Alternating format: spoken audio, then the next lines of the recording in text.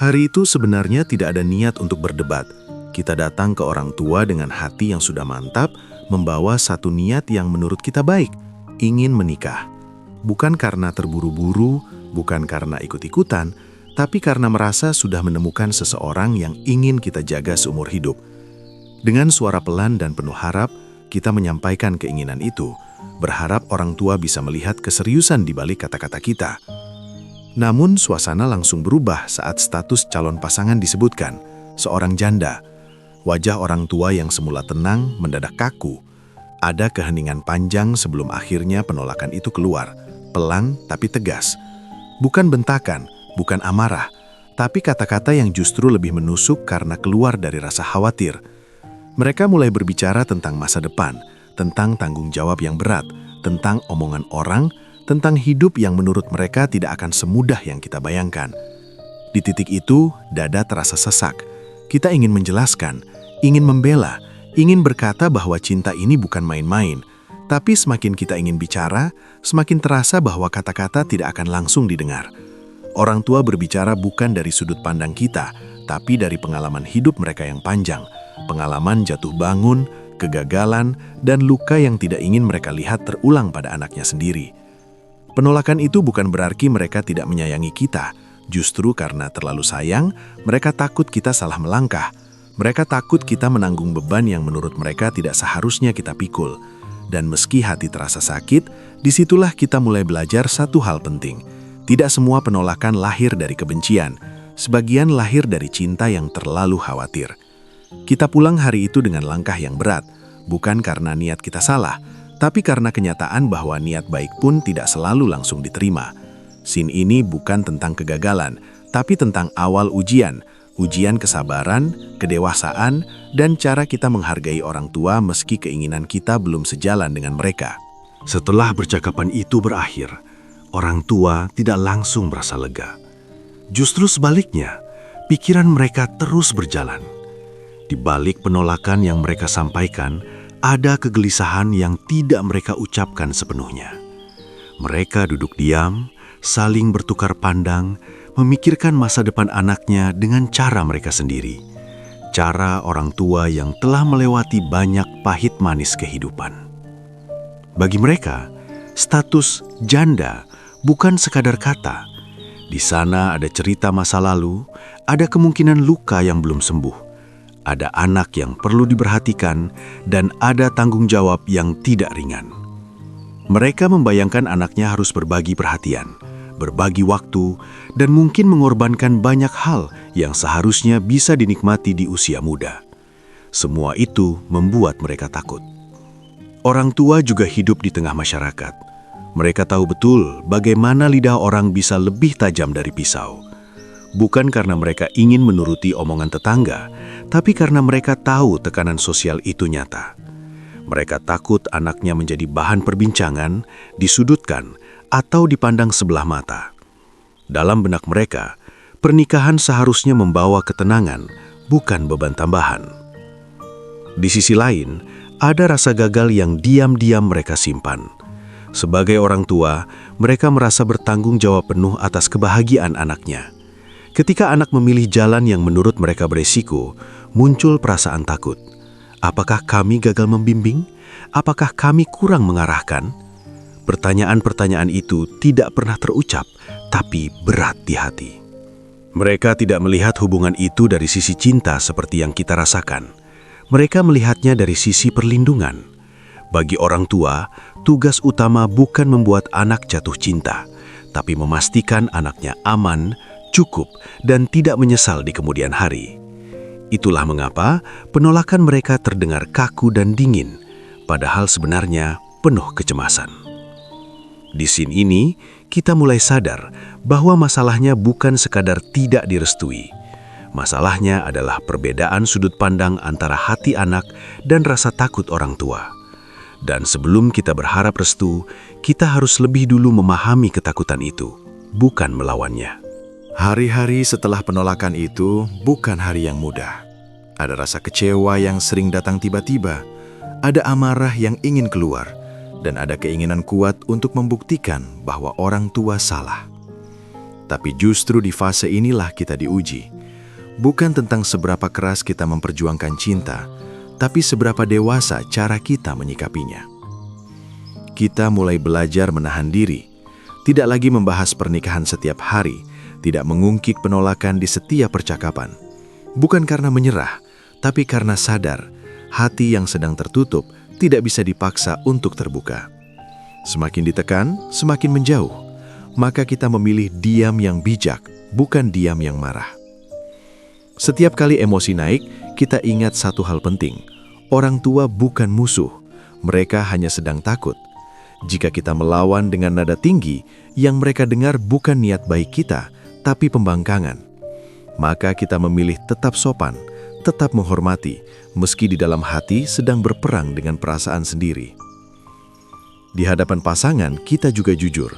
Kita tidak menjanjikan hal-hal yang belum pasti, tapi meyakinkan bahwa perjuangan ini akan ditempuh dengan cara yang benar. Tidak sembunyi-sembunyi, tidak lari dari orang tua, dan tidak memutuskan hubungan keluarga hanya demi cinta. Kejujuran ini justru membuat hubungan lebih kuat, bukan rapuh. Kita mulai mengalihkan energi ke hal yang lebih berguna, memperbaiki diri, menata pekerjaan, memperkuat mental. Kita sadar membuktikan kesiapan jauh lebih penting daripada berdebat. Orang tua mungkin tidak langsung melihat perubahan, tapi mereka merasakannya. Dari sikap yang lebih tenang, tutur kata yang lebih dewasa, dan keputusan yang tidak lagi emosional. Scene ini mengajarkan satu hal penting. Restu tidak lahir dari paksaan. Ia tumbuh dari ketenangan, dari kesabaran, dan dari sikap yang menunjukkan bahwa kita siap memikul konsekuensi apapun. Diam di sini bukan tanda kalah, tapi tanda bahwa kita sedang menyiapkan diri untuk langkah yang lebih besar. Setelah memilih tenang dan tidak memaksa, kita mulai sadar bahwa satu-satunya cara agar orang tua mau membuka hati adalah lewat bukti, bukan penjelasan panjang. Kata-kata bisa terdengar indah, tapi tindakan yang konsisten jauh lebih meyakinkan. Maka, tanpa banyak bicara, kita mulai membenahi hidup kita sendiri. Kita fokus pada pekerjaan, bukan sekadar bekerja, tapi menunjukkan arah yang jelas, penghasilan yang stabil, tanggung jawab yang dipegang dengan serius, dan usaha untuk terus berkembang. Orang tua pelan-pelan melihat perubahan itu. Mereka mungkin tidak memuji, tapi dalam hati mereka mencatat. Anaknya tidak lagi bicara mimpi kosong, tapi sedang membangun kenyataan. Dalam hubungan, kita juga menjaga sikap. Kita tidak sembunyi-sembunyi, tidak bermain-main. Cara kita memperlakukan pasangan terlihat dewasa, penuh hormat, penuh batas, dan tidak berlebihan. Jika pasangan memiliki masa lalu atau anak, kita tidak menghindar.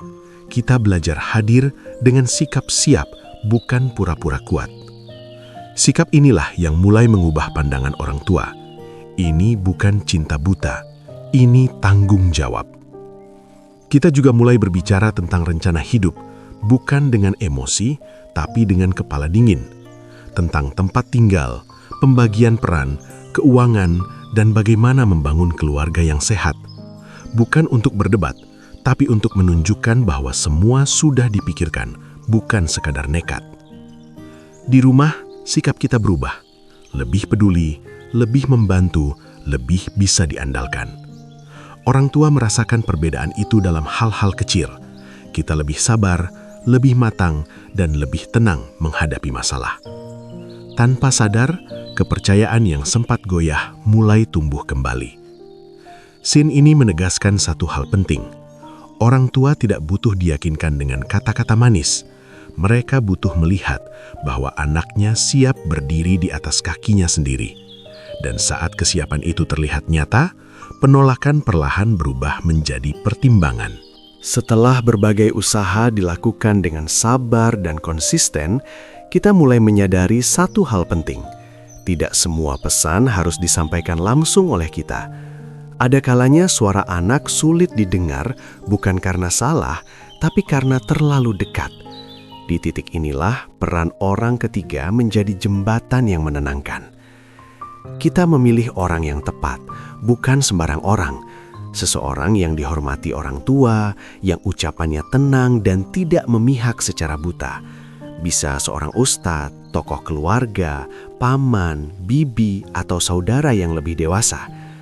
Tujuannya bukan untuk memaksa orang tua, tapi membantu mereka melihat dari sudut pandang yang lebih luas. Lewat orang inilah pembicaraan mulai berubah arah. Mereka menjelaskan bahwa pernikahan bukan soal status masa lalu, tapi tentang akhlak, tanggung jawab, dan niat ke depan.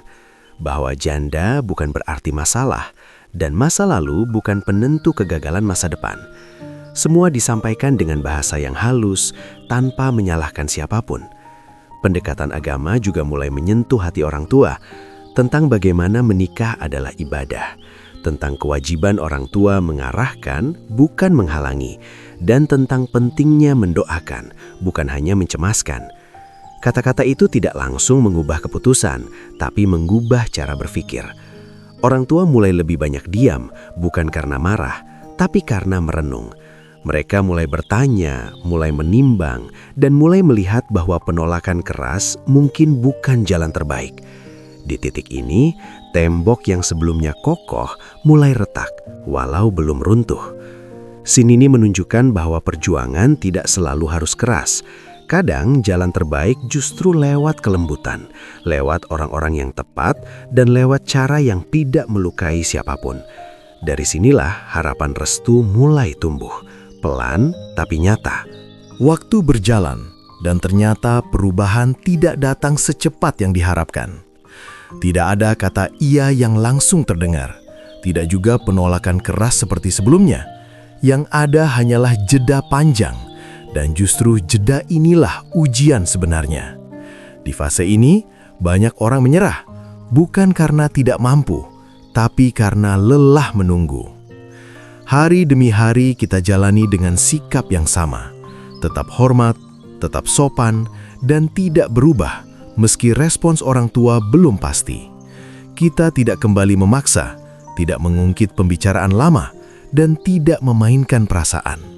Kita sadar, kepercayaan tidak dibangun dalam satu percakapan, tapi lewat sikap yang konsisten. Di rumah, kita tetap hadir sebagai anak, membantu tanpa diminta, mendengarkan tanpa membantah, dan menjaga tutur kata. Bukan sebagai sandiwara, tapi sebagai bentuk kedewasaan yang nyata. Orang tua melihat itu semua, meski jarang mengatakannya. Mereka memperhatikan lebih dari yang kita kira.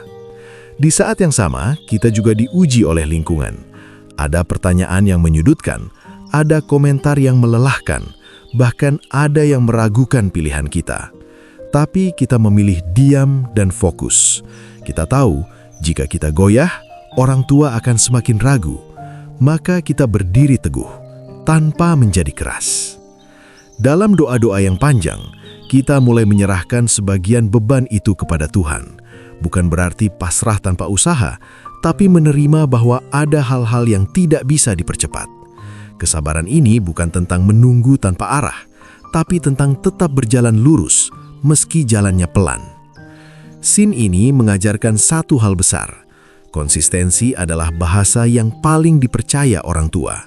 Saat sikap kita tidak berubah meski diuji waktu, orang tua mulai melihat bahwa keputusan ini bukan emosi sesaat, melainkan pilihan hidup yang benar-benar dipikirkan. Perubahan itu tidak datang dalam bentuk pernyataan besar. Tidak ada kalimat, "Kami sudah setuju." Yang ada justru hal-hal kecil yang sebelumnya tidak pernah terjadi. Orang tua mulai bertanya bukan menyelah, mulai mendengarkan bukan menolak, dan disitulah kita tahu, sesuatu sedang berubah. Mereka mulai melihat bagaimana hidup kita berjalan. Kita tidak semakin berantakan, tidak kehilangan arah, justru terlihat lebih tenang dan teratur. Senyum kita lebih tulus, sikap kita lebih dewasa. Orang tua menangkap satu hal penting. Hubungan ini tidak menghancurkan kita, tapi membentuk kita. Perlahan, pandangan mereka terhadap pasangan kita juga berubah. Bukan lagi sekadar label janda, tapi sebagai manusia utuh, dengan sikap, nilai, dan cara hidup. Mereka mendengar cerita kebaikan, melihat cara kita bersikap, dan menyadari bahwa ketakutan mereka selama ini mungkin terlalu jauh melompat ke depan. Di momen tertentu, orang tua mulai membandingkan, bukan dengan orang lain, tapi dengan diri kita yang dulu. Anak yang dulu mudah emosi, kini lebih sabar. Anak yang dulu terburu-buru, kini lebih tenang mengambil keputusan. Tanpa disadari, mereka mulai merasa bangga, meski belum berani mengakuinya. Obrolan kecil mulai muncul di sela-sela waktu, tidak lagi soal larangan, tapi soal kemungkinan. Tentang bagaimana jika nanti, tentang kesiapan, tentang hal-hal teknis yang dulu tak pernah dibahas. Itu bukan restu, tapi itu adalah pintu yang mulai terbuka. Scene ini adalah titik di mana harapan terasa nyata. Bukan karena semua sudah selesai, tapi karena hati orang tua mulai bicara lebih jujur. Mereka mulai melihat bukan hanya risiko, tapi juga kebahagiaan yang tenang. Dan itu membuat mereka berpikir ulang.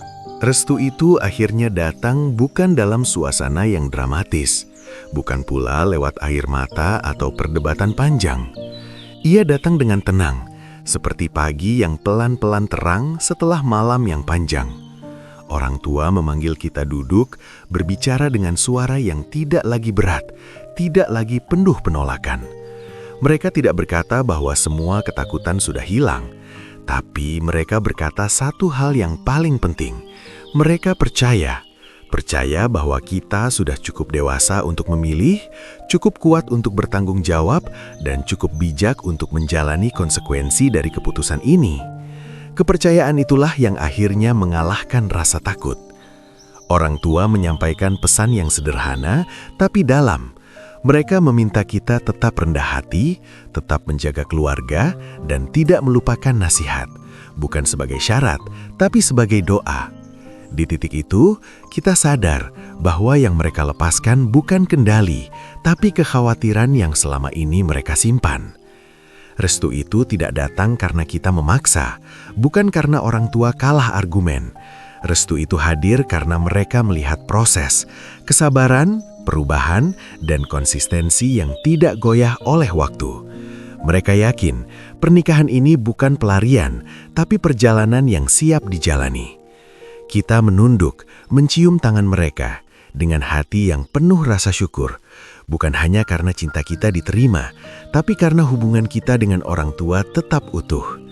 Kita belajar satu hal penting, perjuangan yang benar tidak merusak siapapun, justru menyatukan. Scene ini menutup cerita dengan satu pesan sederhana namun kuat. Jika niat baik dijalani dengan cara yang baik, maka hasilnya pun akan datang dengan kebaikan. Restu bukan sesuatu yang direbut, tapi sesuatu yang tumbuh dari keyakinan.